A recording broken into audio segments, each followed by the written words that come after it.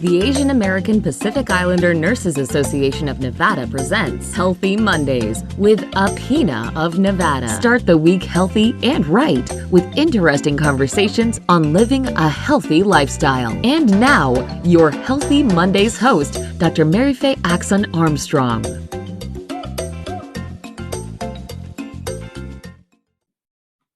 Aloha! Good evening. Magandang gabi po sa inyong lahat. Naimbaga Sardam. Maayong gabi sa inyong tanan. I'm yours truly, Dr. Mary Faye Axon Armstrong, founding president of the Asian American Pacific Islander Nurses Association of Nevada and professor in nursing at Roseman University of Health Sciences College of Nursing. Here we are again on a Monday night. I wanted to remind you we're going to revisit your healthy resolutions.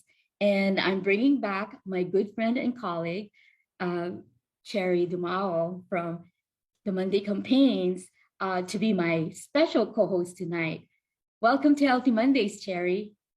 Welcome to you too and to everyone. And magandang gabi sa lahat. At thank you for inviting me. Maraming salamat at magko-co-host ako ngayon gabi and really appreciate it. It's going to be fun. And maybe we can have our guests talk in Tagalog. Who knows?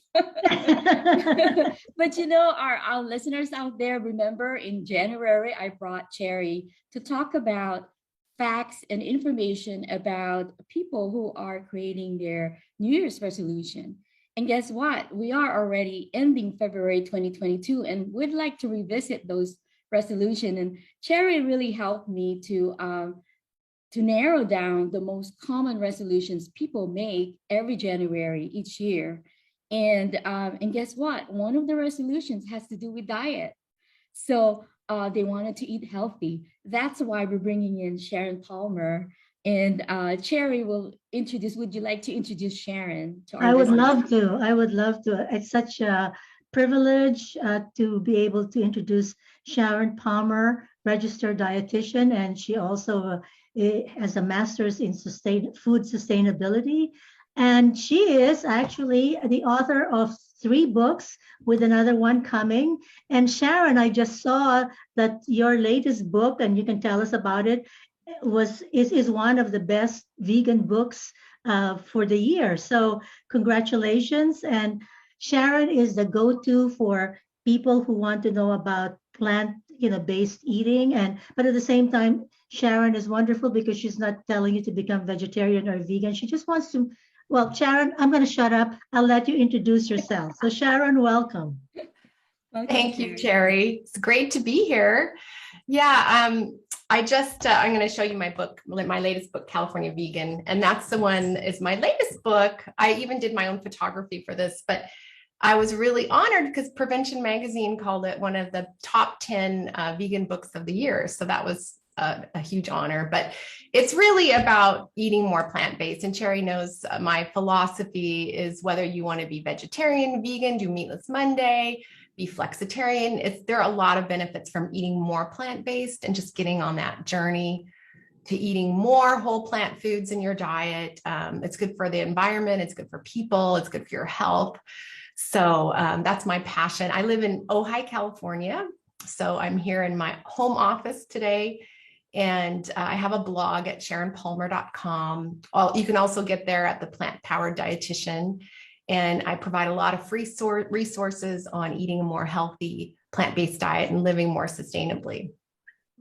So Sharon, we're going to take a little personal switch here. Can you tell us your humble beginnings, how you started as a dietitian? Yeah, well, I grew up in the Pacific Northwest in Seattle, and my parents were both, came from farms, and we had a big connection to food. My mom and dad had a huge garden, and, we canned our own food. We made, our own bread and granola, and I was raised in a plant-based family. We ate mostly plant-based. So I was kind of steeped in this culture of healthy living, and it just was a natural extension. I loved to cook. I loved the science of food and everything. So I studied nutrition at Loma Linda University, which is now, the blue zones, the famous blue zones. And it's a plant-based college. So that was kind of my exposure to nutrition. And Loma Linda University is in California. So I moved to California and I fell in love with California. So I worked in hospitals, I helped patients, thousands of patients in my career live healthier, fight diseases. And then I started writing about 20 years ago. I started writing for magazines and doing media work and just really exploring that side of helping people and getting in social media, starting my blog, writing my books. My first book is The Plant Powered Diet, and my second book is Plant Powered for Life, which is more like a cookbook. And then my third book is really about California living and the California kind of plant-based lifestyle with recipes. Wow. So you are really the excellent guest speaker that we have tonight to share with our listeners out there. Maybe you can walk us through how someone can transition into a plant-based diet. Well, there's different ways to do it. And I like to recommend for a lot of people, they may not want to just go, cold turkey, 100% plant-based, but I like to recommend maybe starting with Meatless Monday, which is this simple idea of just one day a week going plant-based. And, research shows that we start out the week with our healthiest behaviors. Like Monday, we always want to do really well. We've stocked our refrigerator over the weekend. So that's just one easy way to go plant-based. And then you can go from there. You could go like Monday, Wednesday, Friday, maybe, or, some people do plant-based all day and then dinner, they don't do plant-based. That's another, option. Or just really just moving more to, experimenting with plant-based meals like, a lentil curry with basmati rice, just veggie burgers. There's so many amazing, delicious plant-based recipes. And, you don't have to just automatically do the whole, vegan or vegetarian thing if you don't want to. If you want to, that's fine too. There's a lot of resources. I have a free toolkit on my website you can download to help you, try a plant-based diet too. Oh, thank you. So sounds like more like a modified way. So as you said, slowly going into just incorporating maybe 1/3, and then you go straight to 2/3, and then until your body gets used to it. That's what I'm hearing you saying, right? Yeah, I usually recommend people to set their goal. Like, do you want to try being a flexitarian? Do you want to try Meatless Monday? Or do you ultimately want to be vegetarian or vegan? Whatever your goal is, just get going. And one of the things I see people make mistakes is they try a whole approach of going vegan, for example, and they're not really ready for it. They haven't done the research. They don't understand how to make those changes. And then it doesn't work out so well for them. And then they just give up. So this way to go slowly can help you learn habits. Like it can help you learn new recipes, what foods you need to have in your pantry, what restaurants you have in your community, that can help support you when you want to eat out, So really getting a little bit prepared in advance is going to help you along the way too. Kind of like exercising, kind of like exercising, and you have to warm up first, right? Yeah. Go ahead, Sharon. Yeah, no, I was gonna just ask. I know that some people or many people think that you need to have meat, a lot of meat, or to get enough protein, and that's a question that we often get. How do you reassure people that you don't have to eat meat every day to get the right amount of protein? Also, what about children? That would be a follow-up question. Great question. I get that a lot. And research shows that even vegans in America get enough protein. They meet their protein needs. So just, research shows that it's not that difficult. And it's just a little bit of planning. And, in America, we overestimate how much protein we need. It's just this super valued nutrient among people. People think, oh, protein is king. We need so much protein, but our bodies don't need that much protein. So, like the standard amount is 0.8 grams per kilogram of body weight. And, that's not that much. So it depends on how much you weigh. It could be somewhere around 60 or 70 grams a day, depending on how much you weigh. And it's not that much. It's not hard to get that much protein. And just what I recommend is just making sure you have a protein-rich food on your plate when you're eating plant-based. So that could be beans, it could be lentils, it could be tofu, tempeh, nuts. And then in addition to whole grains have protein too. Things like brown rice, oats, quinoa, millet, and then lots of vegetables. Even vegetables have proteins. So, I always encourage every meal should have, at least 1 or 2, even 3 servings of vegetables, and that's also adding protein. So that's how you can meet your needs. And right now, the Academy of Nutrition and Dietetics, which is the, well-established nutrition organization in the country, their position statement is that plant-based diets, include even vegan diets, can meet nutrition needs for all people, from infants all the way to older adults, as long as it's well planned. So that is the position. So it's just a matter of doing a little planning, in your plate so that it's balanced. Sometimes when I work with people, they'll tell me, oh, I just don't have energy. I'm not feeling good. I'm eating plant-based. And I ask them what they're eating. And sometimes they're just drinking green juice for breakfast. And that's not enough. No wonder you don't feel great. Eat a balanced meal with walnuts on them and fruit and some soy milk, or a veggie burrito, and lunch, you need to have that balanced plate that I was talking about, the protein, grains, and the veggies, and then you'll do fine. It sounds like if we're going to go into a plant-based diet, we really need to get to know what each food item offers and what kind of nutrition each food item offers, which fruit or vegetable or which plant has protein, for example. Soybean, we know soybean has. But I wanted, when you were talking about how we in general always think we need to eat a lot of protein, and Cherry will relate to this. I remember growing up, my mom used to tell me, you need to eat 2 eggs a day.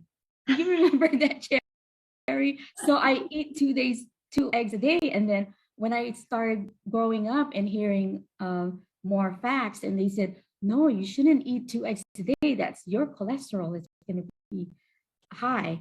I think sometimes our eating habits really is from home, family home, where our parents had told us this. And I'm sure there's reason to that, and thinking that, especially mothers, they want their children to grow strong, bigger, and then they think that the protein is going to make them stronger, right? And because protein is bodybuilding, right? Mm-hmm. So yeah. I don't know, Cherry, did your parents or your mom tell you to eat 2 eggs a day? I don't recall that, but I was certainly encouraged to, make sure that I had eggs. And I also, the other thing too, Sharon, is Filipinos love, our pork. We every party, there's always, lechon and chicken as well, and of course seafood. So culturally too, that's the other thing that can be a challenge, because some, growing up and socially, meat and pork and chicken and seafood, we're always part of the, socializing and feasting. So how do you, help someone, sort of get away from that without, abandoning it, because that's part of who they are. That's part of, let's say, the Filipino culture.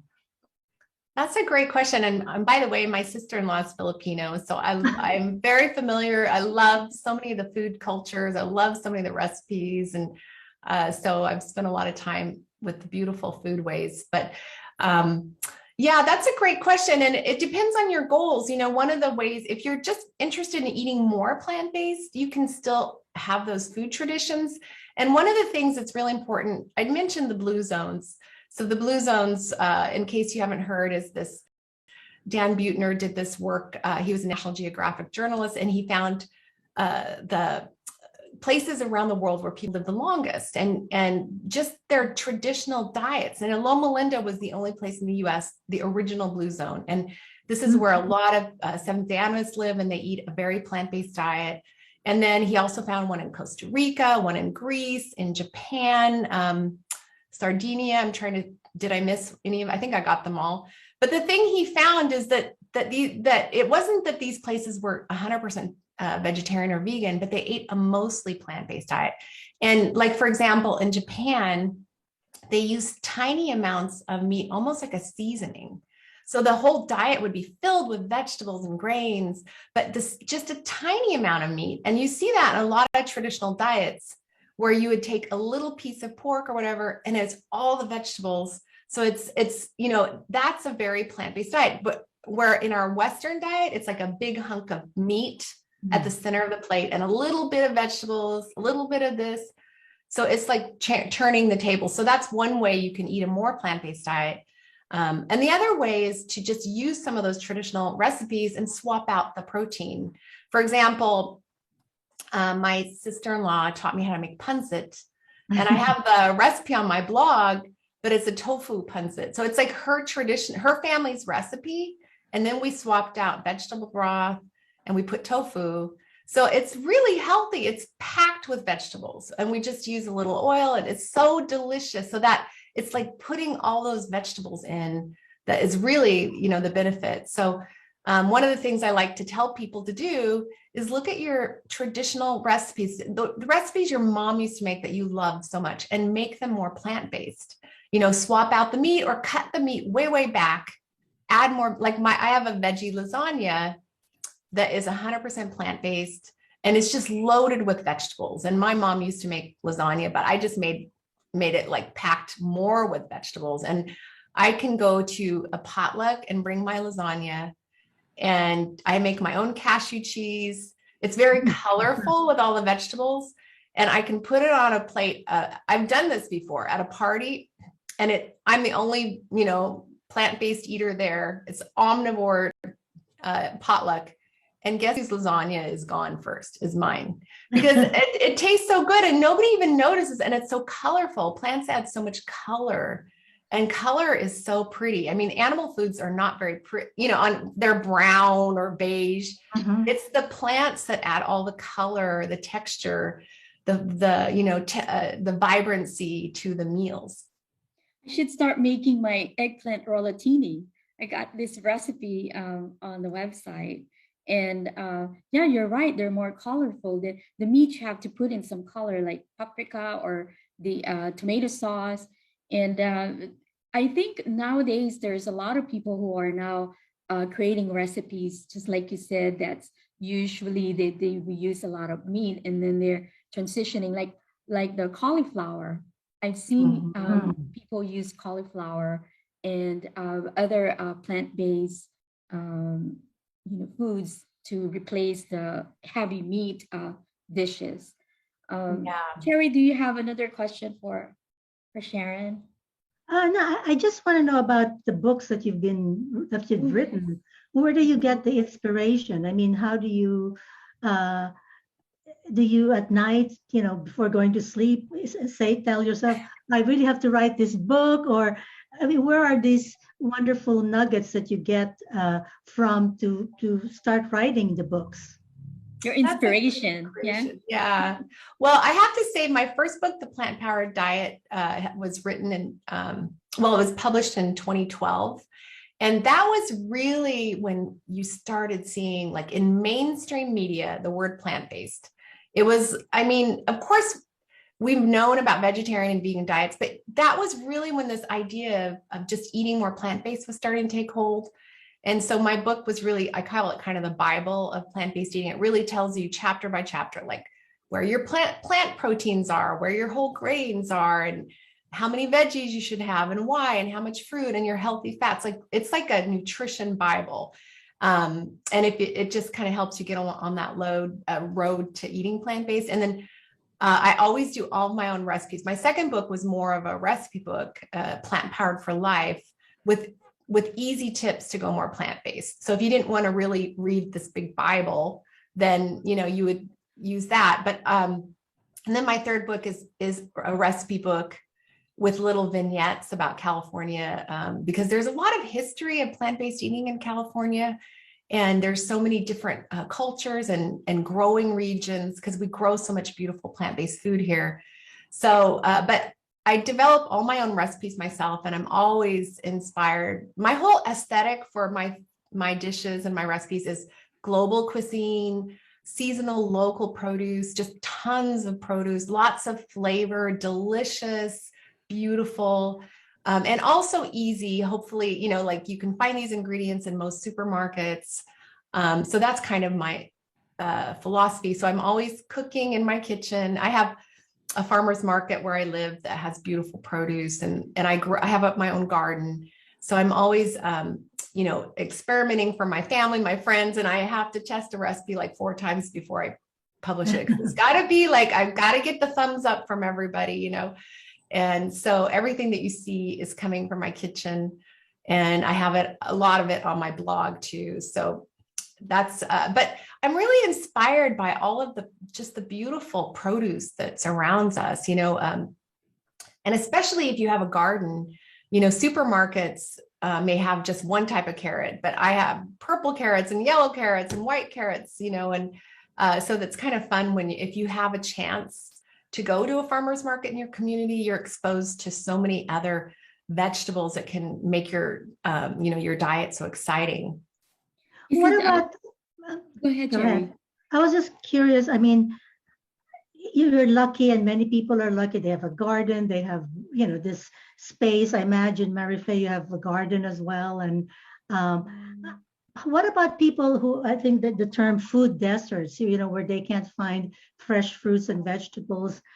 I mean, what are the substitutes that they don't have to be fresh, but can still be, you know, very good for you? I actually live in the desert, by the way, Sharon. You're right. Sorry. But for whatever reason, I was able to grow eggplants, you know, those Black Beauty eggplants. Oh. I actually grew 3, but the 2 others didn't make it because it started getting cold. But I fried it, actually. I sliced it and fried it, and then I made my own sauce, which is made of soy sauce, vinegar, and a little bit of salt and pepper. And put it in there and eat it with rice. That's like a typical dinner. But go ahead, and Cherry has a question. I just kind of like plug in that experience. Yeah, it's a good question because I know I'm really lucky. California has this amazing growing climate that's, you know, we produce most of the food for the US, you know, we're called the salad bowl of the US because that's where most of the produce is coming from. But so, you know, sometimes I need to really be real because not everybody has access. It's really cold right now in a lot of the US, and people will, you know, send me messages like, Sharon, I really love what you're doing, but there's snow on the ground here. I can't have any of these things. But it's a reminder that humans have survived throughout, you know, history, and they found ways to preserve foods. You know, my dad grew up on a farm in Minnesota. And his mom, they had a huge farm. And in the summer, the days were long and warm, and they could grow so much produce, and they can it and dry it and put it in the root cellar. And that's how humans survived.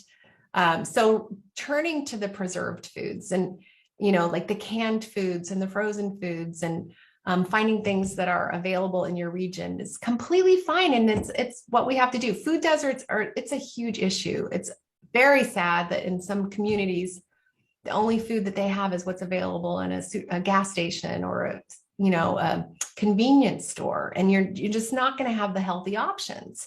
There's a lot of work that's been invested in changing the policy so that all communities have access to healthy food.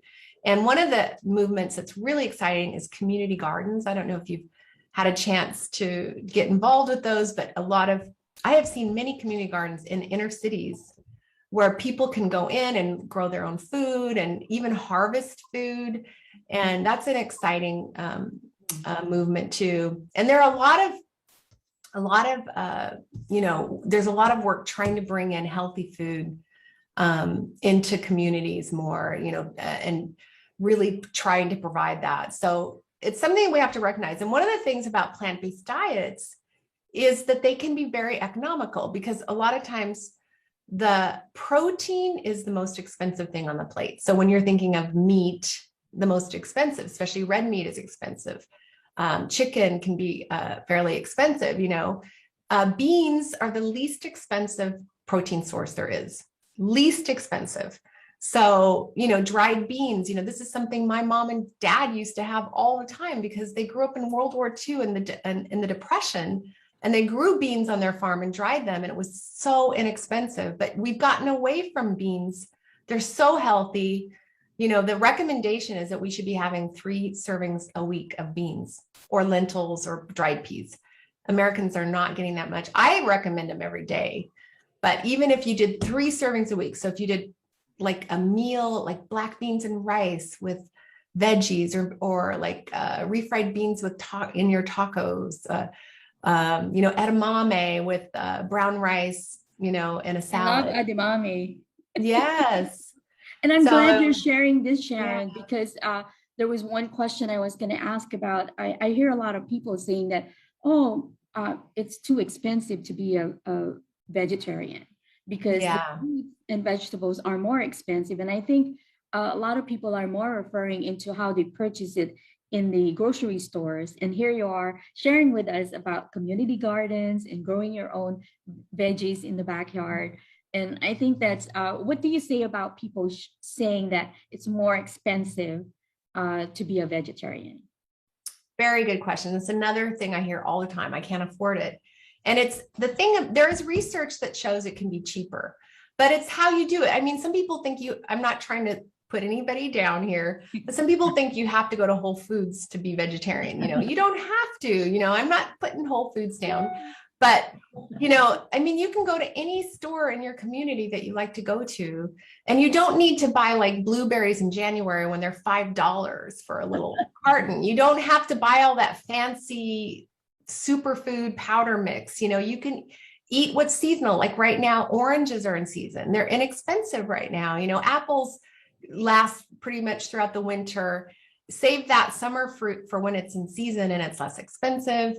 Right now in season, you've got the root vegetables like carrots and sweet potatoes, and you've got the winter squash. You've got the cruciferous vegetables like broccoli and cabbage. Those are inexpensive right now.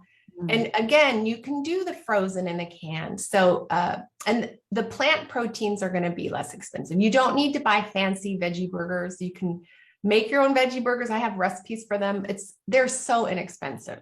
Canned beans, oats, an onion, some shredded carrots. I mean, very inexpensive. So just have to be a smart shopper. I think that's what that message that we're sending out there is be a smart shopper.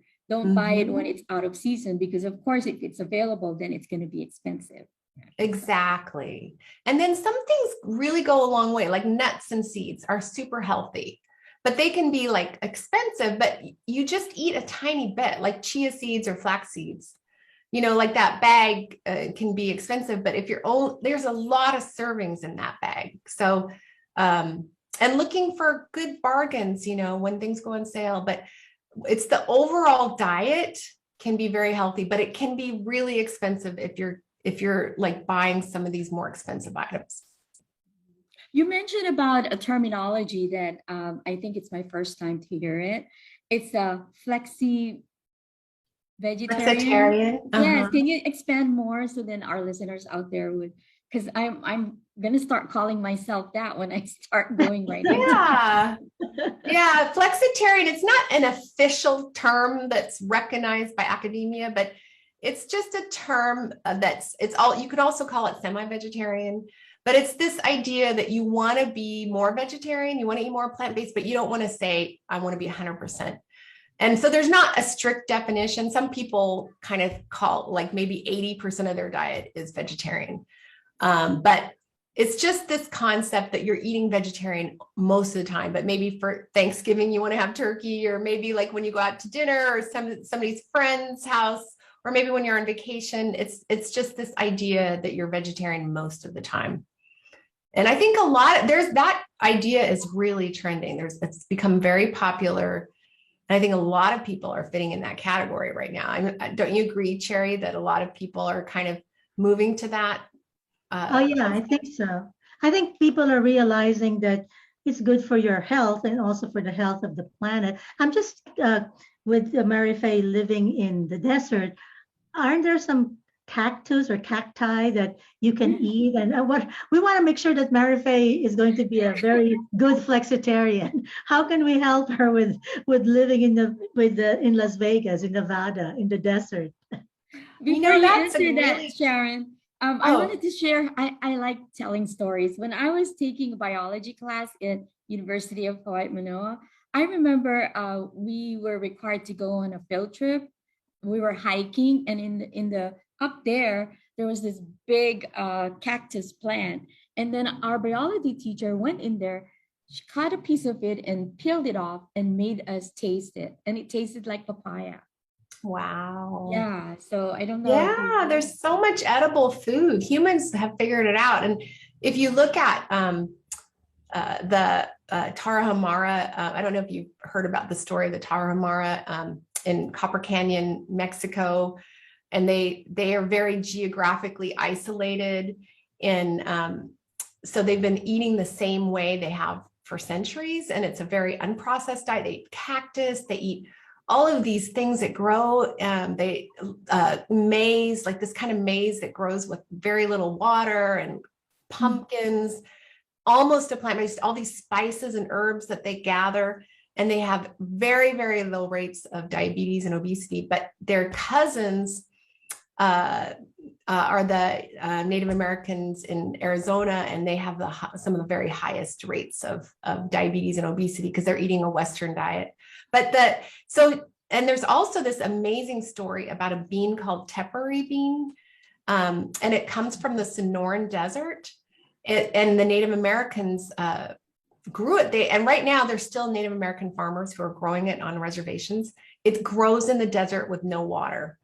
And it's so nutritious. And there's a lot of scientists looking at maybe that could be a food for the future. So there were foods, that could grow in these harsh environments. But sadly, when you're looking at places like Arizona and Nevada, it's more sustainable to grow a lot of the food in California and to bring it over than to irrigate so much, it's more sustainable for them to be getting food from closer by. But there are some foods that, there are traditions. Humans found a way to survive, So there's so many areas that we can talk about all this over the plant-based. I'm thinking like it's really the seasoning that you put in it to make it really tasteful. And I'm looking at the time. Time flies when we're having fun. There's so many things to talk about. Cherry, do you have one last question to Sharon? I think, Sharon, if you could just, share one nugget to inspire people to really embrace plant-based meals more and more, that it can really help with the health and the health of our planet Earth. Yeah, I mean, as Cherry just said, to kind of echo on that, the research shows that your diet can be the most impactful thing that you do to make an impact on the planet in terms of your environmental footprint. Your diet, what you eat 3 or plus times per day, can be more impactful than the car you drive. So literally, that's one huge thing we're all concerned about with climate change and all the other environmental factors. And then your health, your diet can reduce your risk of chronic disease by 85%. So these are 2 huge, powerful things you can do. And just eating a more plant-based diet, there's so much research now that shows that it's beneficial. Eating all of those whole plant foods that are packed with nutrients that fight inflammation. And it can be easy and healthy. It doesn't have to be complicated. It can be like hummus with pita bread and cucumbers and tomatoes. It can be, like Tuesday taco night with black beans and corn tortillas and avocados and lettuce, So it doesn't have to be complicated. There's so many resources out there. I know you have great resources at Meatless Monday. So just get going and try it. There you have it, our listeners out there. We can talk a lot about, we need another episode to continue our conversation and how you can be a successful, efficient, well-balanced, plant-based eater, and you can start with being a flexitarian, right? Right. Absolutely. Get on the bandwagon. That's right. Well, I wanted to thank Cherry Dumal for being my guest co-host tonight, and also Sharon. Sharon, thank you so much for all this wealth of information that you shared with us tonight. And I wanted to make sure that we also thank PHLB Radio on behalf of the Asian American Pacific Islander Nurse Association of Nevada founding members. We thank you for giving us this platform to keep our listeners out there healthy. So I wanted to say that, remember, every Monday is a healthy Monday. Aloha. The Asian American Pacific Islander Nurses Association of Nevada has just brought you Healthy Mondays with AAPINA of Nevada.